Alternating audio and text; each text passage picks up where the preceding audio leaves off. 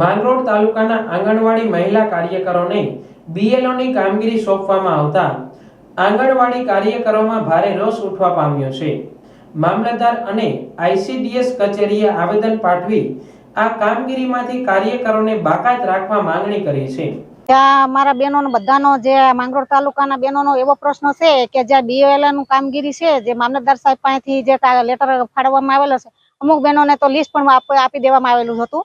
પણ બહેનોના મને વારંવાર એક પ્રમુખ તરીકે ફરજ હું બજાવું છું માંગરોળ તાલુકામાં યુનિયનમાં, અને બહેનોના મને ફોન આવતા હતા કે ભાઈ આ કામગીરી આપણે આવડે નહીં અને આપણે કામગીરી કરી શકીએ નહીં। આપણી કામગીરી આઈસીડીએસ ની એટલી છે કે 24 કલાકની નોકરી હોય ને તોય ટૂંકી પડે છે અમારા બહેનોને।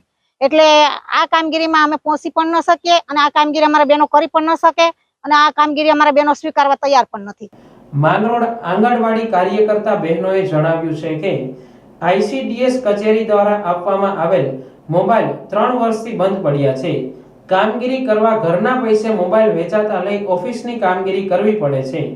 એક તો આંગણવાડી કાર્યકરો પાસે પહેલેથી જ વધુ કામગીરી લેવામાં આવે છે, તો આ બીએલઓની કામગીરીમાંથી અળગા રહેવા માંગરોળ મામલતદારને આવેદનપત્ર આપ્યું હતું।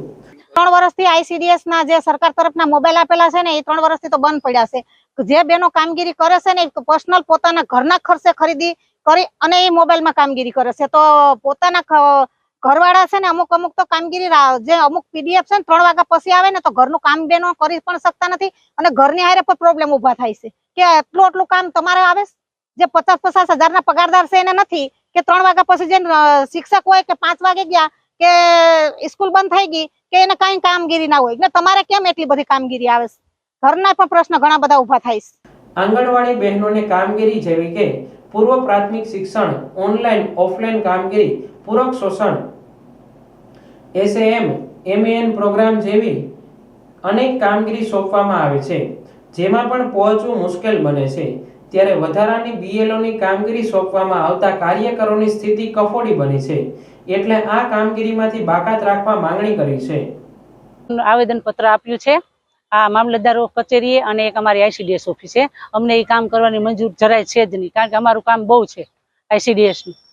6 થી 7 કલાક કામ કરીએ છીએ તો અમે છૂટા નથી થઈ શકતા, તો અમે આ વધારાની જે કામગીરી આવે છે એ અમે કામગીરી કરશું નહીં બીએલઓની।